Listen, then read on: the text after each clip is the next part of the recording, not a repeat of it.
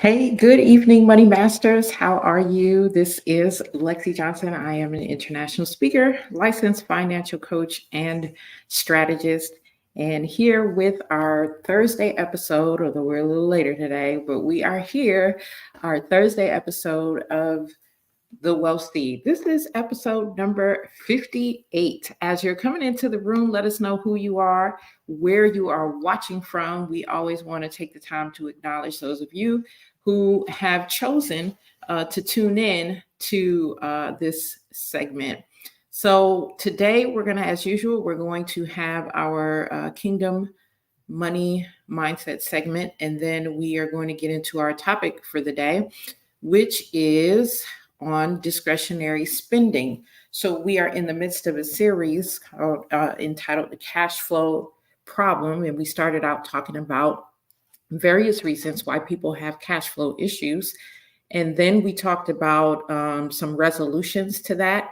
And since then, one of those resolutions was allocating. So I have been taking the last several weeks to break down what that means. Hey, Minister Hope, good to see you this afternoon.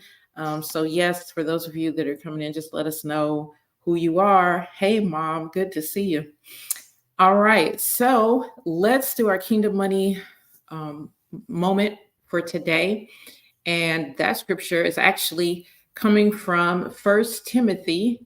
Yes, girl, cash flow issues. It's coming from 1 Timothy chapter 6, verse 7. 1 Timothy chapter 6, verse 7. And this has to do with our topic for today, which is on discretionary spending. It says, "For we brought nothing into the world, and we cannot take anything out of the world," right? So oftentimes when people talk about this particular scripture, we are, sometimes the way it comes across is like people are trying to tell us we shouldn't do anything discretionary or be very, very, very strict with discretionary. And so I'm not here to tell us that we can't do anything discretionary, but what I am here to tell us is that if we allocate appropriately, you can do things that are discretionary, and depending on what your income looks like and what your income would allow, right? So I'm going to give you one other scripture as well, Proverbs 21:20, which says, "Precious treasure and oil are in a wise man's dwelling, but a foolish man devours it." Okay, a foolish man devours it. So we do not want to devour what God has given us the ability to produce. I want to remind you all that God gives us a command all the way back in the beginning in Genesis, where he tells us to be fruitful, to multiply and dominate. And that is with respect to every resource that God gives us, right? So when we're talking about finances, he calls us to produce. So whatever we're doing to make income, that is what we call producing, right? But you can't stop there, because once you produce, you now have to multiply. Okay. And so when we talk about multiplication, particularly in finances, we're talking about how do you do that? Right. Well, one of the ways that you do that is investing. Okay. You can invest in yourself. Okay, maybe you get a brand new skill that you can earn some more income with, or you start a business. You can invest in the market. You can invest in alternative investments. You can invest in real estate. There are a multiplicity of ways in which you can invest so that you can go from producing to multiplying. Then when you multiply, now you have the ability to leave legacy, right? Now we have the ability to dominate. You can dominate in your lane, in your little part of the world where God has you, because you have money as a defense, right? And whether we like it or not, okay, money is important. Money can help us to be able to do a lot of the things that we would desire to do for the kingdom.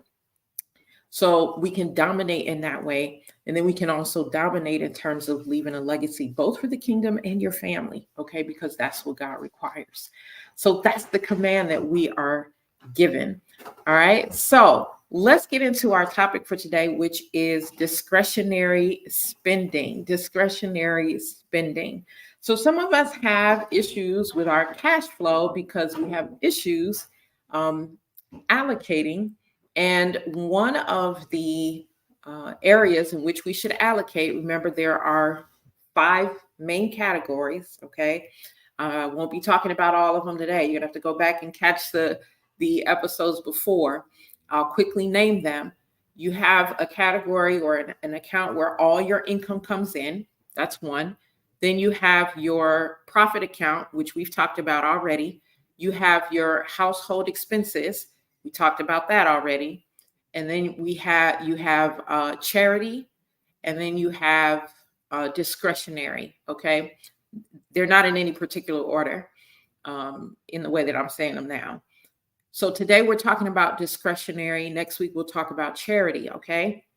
So first of all, what is discretionary spending? Okay, what is discretionary spending? Go ahead and put it in the chat what you believe discretionary spending is. I will give kind of a simple definition about what discretionary spending is. Okay, as you all are doing that, because I know there is a delay, but discretionary spending is money. Basically, it's money that is used for non-essentials. Okay, non-essentials. And we're going to talk about what is a non-essential or some examples of non-essentials in just a moment.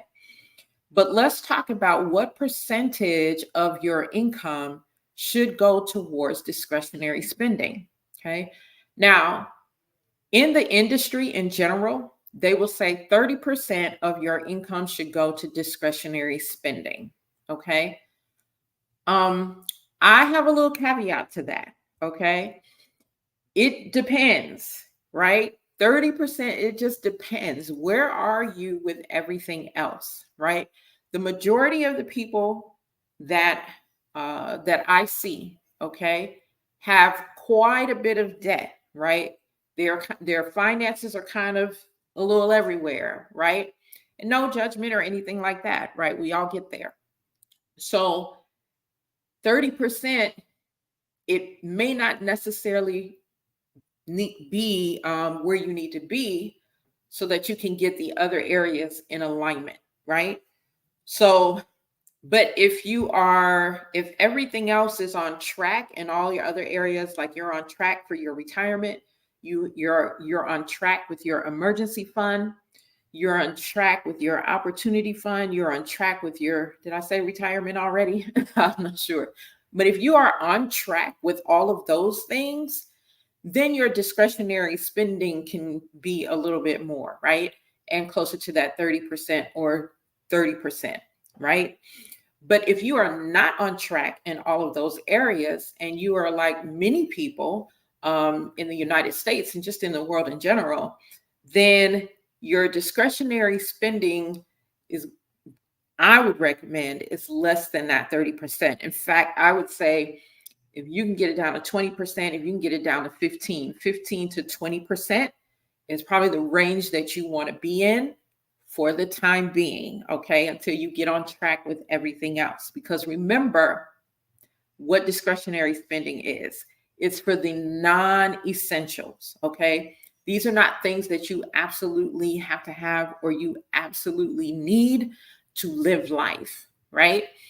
So let's talk about some examples of what discretionary spending could be, okay? One example is dining out.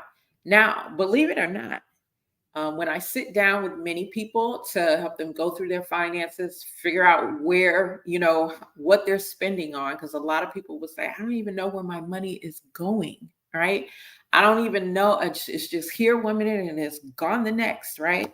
So I will sit down with people and we will look at some things. And one of the major areas where money is just kind of just leaving by the droves is in dining out. Okay. And it's very easy to do. It's a, Starbucks coffee almost every morning, right? Because it becomes um, sort of like this ritual almost, right? Or just this, thing that you do every day. And how do I know? Because I've been there before, right? Now I can't even tell you the last time I've been to a Starbucks, honestly. I think I can't even tell you, maybe 6 months. But anyhow, we pick up these habits and we just go, right? So every morning, every other morning, or a couple of times a week, right, we're heading into work, and it just becomes the norm, right? And we don't realize how much we're spending, because I'm telling you, one cup of coffee or tea there could be 5, 6, 7, 8 bucks, right? And then if you get a little snack with it, you're definitely at 10 bucks or more. And those things add up. Now that's just Starbucks, right? So you go in the morning for your Starbucks. Now it's lunchtime, okay?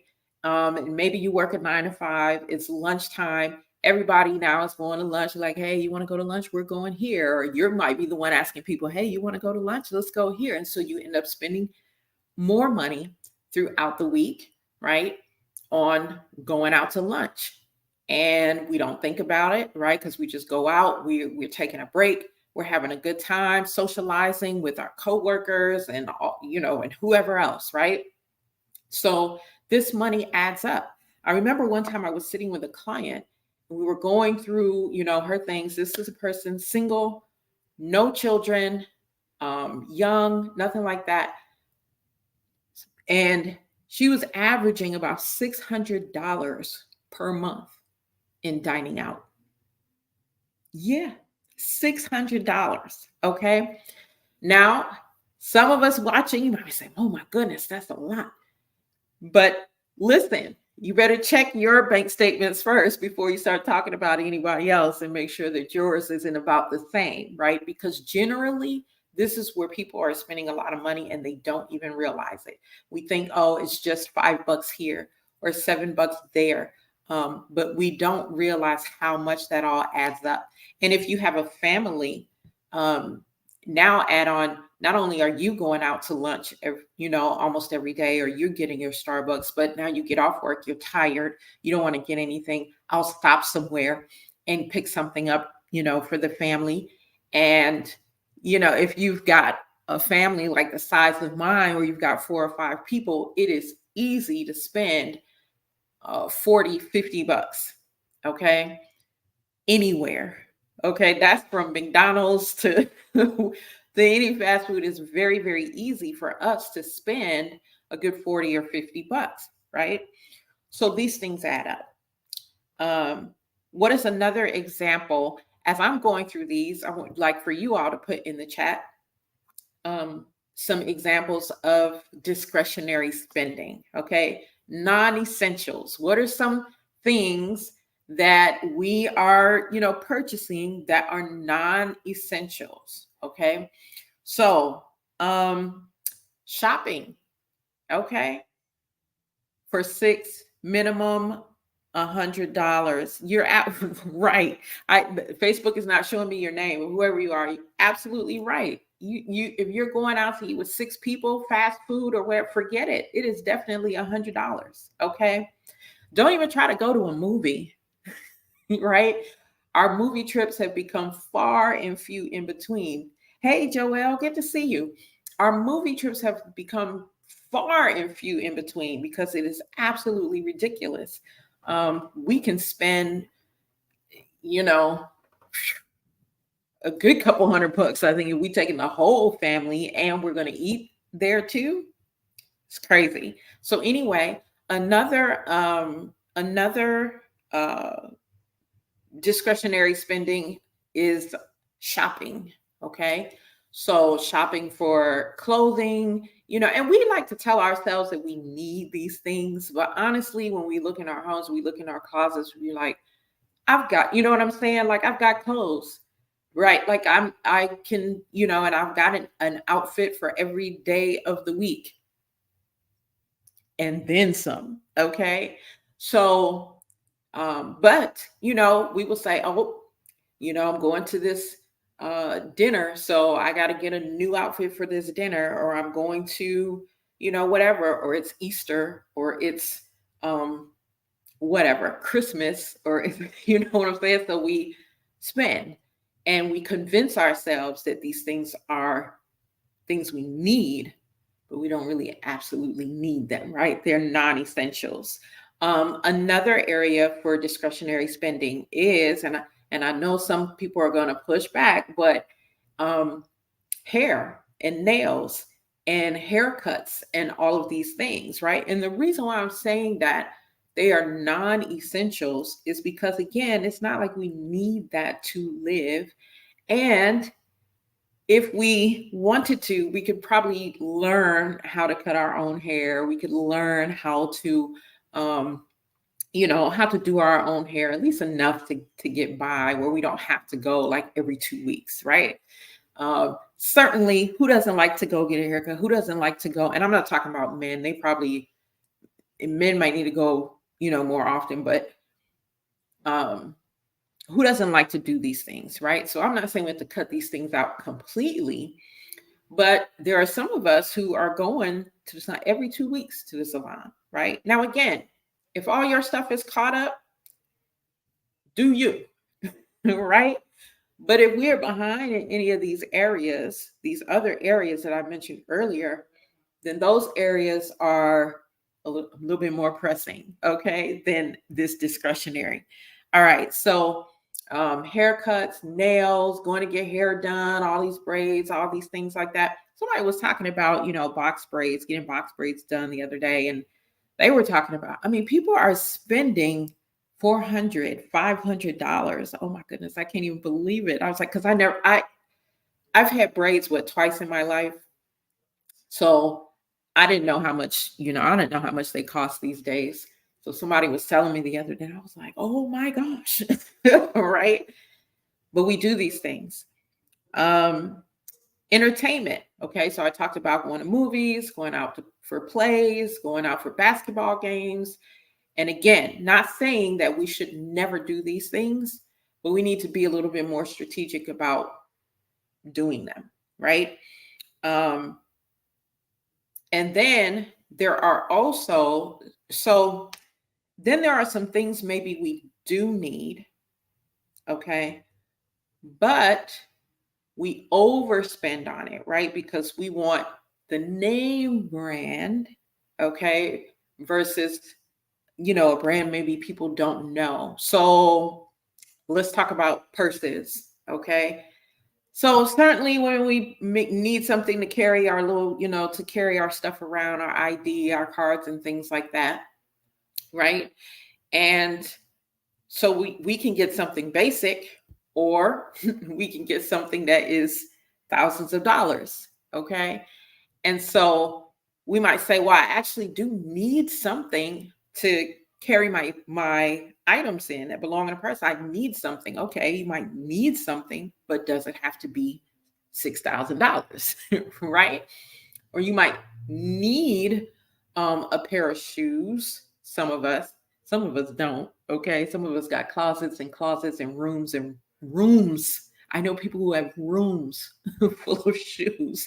Okay, and so, but we might say, okay, I need a pair of shoes, and you might need a pair of shoes, but does it have to be shoes that are $500, right?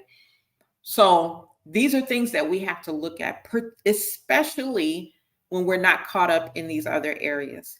If you are not investing at least 20% of your income, right? We talked about the profit first category a few weeks ago. So if you missed it, you have to go back and see that. But that included your life insurance, your retirement investing, your emergency fund, and your opportunity fund.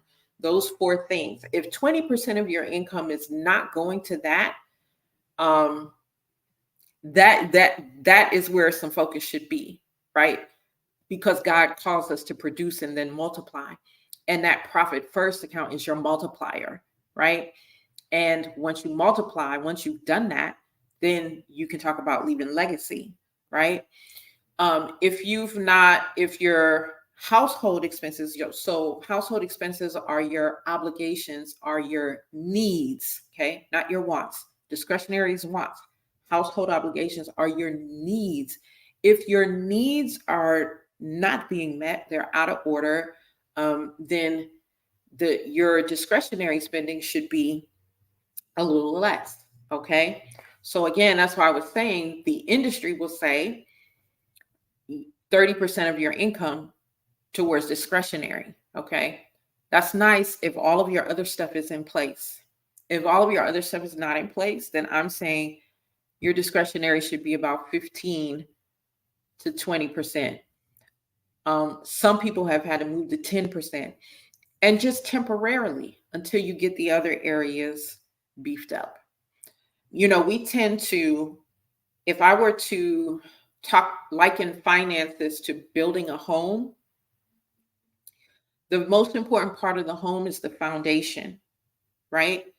In finances, the most important part, what is foundational is, first of all, your mindset as it relates to money. That's foundational. And then after that, it's making sure that you have your profit first stuff in place, your life insurance, your pay yourself first, your life insurance, your investments, right? Retirement, all of that stuff. That's foundational. Okay. I like to call those things your 4 storehouses: life insurance, opportunity fund, retirement fund, emergency fund. Your 4 storehouses. That is foundational. Okay. But what we tend to do is, we don't have a foundation and we started with the roof. You know what I'm saying? Like, what builder starts with the roof? Okay. And the roof in finances, not in real life, the roof in finances is all of that cherry on top stuff. Okay. The stuff that is like non-essential. Okay. We tend to do those things first and then, say, oh, I don't have enough to save. I don't have enough to, do this or do that. Things that you actually need to do. Mom says lottery tickets and or gambling at the casino. Absolutely. Right. Those are non-essentials. Okay. And no judgment, right? Like if you do that, that's on you. You know what I'm saying? Whether you do it or not. I'm not here. This podcast isn't about telling you it's right or wrong or this, that, or the other. But all I'm saying is priorities need to be in place. Priorities need to be in place, right? Maybe instead of spending all that money every week, on lottery tickets, you could have been investing those few dollars each week and have a better chance at yielding a return, a much better chance at yielding a return versus, I'm getting these lottery tickets every week and maybe I get a scratch off that gives me about 20 something bucks or 50 something bucks, or maybe I hit, once in my life or something like that. So anyway, so with discretionary spending, it's not a sin. We all need, some times where we need to get away or sometimes, to just enjoy something, a massage, spa time. We all need that stuff. So I'm saying make sure that you allocate, right? When you allocate and you follow your allocations, then you make sure that everything is covered. Okay. And then you will have something there for discretionary. Okay. And it's not just done willy-nilly and you're not even sure how it's impacting your finances. Okay.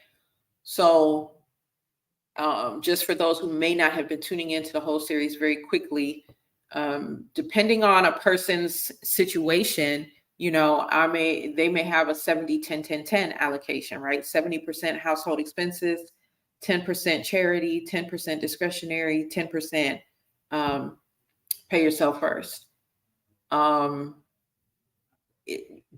Somebody else may have, 60, 10-10-20, or they vary, right? Depending on a person's situation, right? So when I meet with my clients, I'm able to look at their specific situation, and then we're able to develop some allocations that are specific to them and their situation. And the truth about allocating is when you allocate, you don't have to worry about it being at zero. You don't have to worry about oh, my tire blew and I don't have any money. You don't have to worry about, oh my goodness, I'm about to retire next year. Well, I thought I was, but I can't because I did not invest enough. See, when you're allocating, everything is spoken for, everything is accounted for. It's very strategic, right? So that's the piece. Because people say, anytime somebody's talking about having cash flow issues, well, you just need a budget. You just need a budget. Budget comes after allocating. Okay, there are people who have been budgeting since forever, and they still aren't doing well because budgeting doesn't allow you really to master your money. Allocating does, because you're telling your money what it's going to do before it even gets there, what it's doing, where it's going before it even gets there. You are telling you, like, okay, my household expenses, the allocation is 50% or 60%. Then you know that whatever you're doing within that category, it has to fall under that 50 or 60% and no more. Whatever you're doing, it has to fall under that. So it allows you to be a little bit more strategic, and it allows you to make sure that you've got all your bases covered, so that you're not coming up short on any angle. Okay.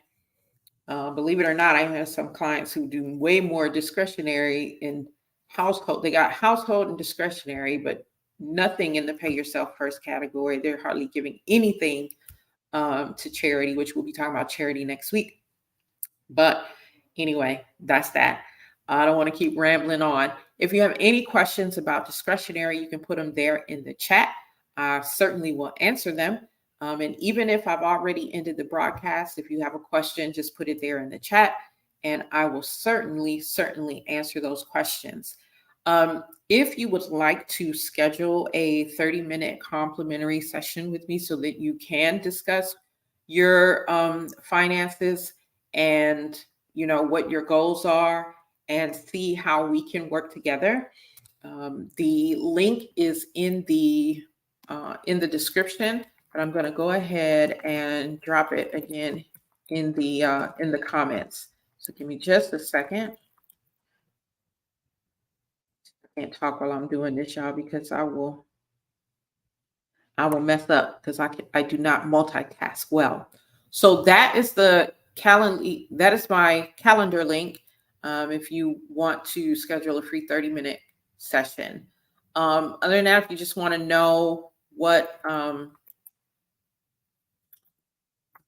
see, I can't talk and do this at the same time. Okay. If you just kind of want to know what services I have, you can just go to my website. It's www.thelexijohnson.com. There is something there for everyone, for every budget, for every, and if you're looking at the services and you're not quite sure what would work for you, again, schedule that 30-minute complimentary session, and we can talk about what would be best for you, right? I'm not looking to put you in the most expensive thing. No, I want the thing that's going to work for you and your goals and what's going on in your finances. Okay. So you can put those things there. Other than that, what else is coming up? I want to share with you guys that we have started our Women's Spring Bible Study. We are doing a 7-week series on, it's called Girl Interrupted, a study of the Bible's baddest women. So if you want to join that, we've just done week 1 this past Sunday. We're coming up on week 2, so it's not too late to join. There's a link in the description. Okay, just look for the link that says Girl Interrupted. Look for something that says Women's Bible Study. Click on the link and join so you can get the details for that. Okay, our missionary course, our international missionary short-term missions course, starts April 2nd. It is a course in which you can be certified. Okay. We are offering this course through an accredited online institution. So it's no plaything. Okay. This ain't no plaything. You get an actual certification. Okay. So if you're interested, if you've been considering missions, haven't been quite sure on pressing go on that because you're like, I don't know if I'm ready. I don't even know what it entails. You want to do some training beforehand, then by all means, our training specifically are for people. Is specifically, I can't even talk today. It's specifically for people who want to do missions overseas. Okay. So it is an international, you end up getting your international missionary certification. So if that's something that you're interested in, again, check out the description. The link is there. And there are other links. So just check it out. Get in where you fit in. And thanks for joining me today on the Wealth Lead. Hope that this session was helpful for you. Next week, we're talking about charity. All right. Talk to you next time. Bye.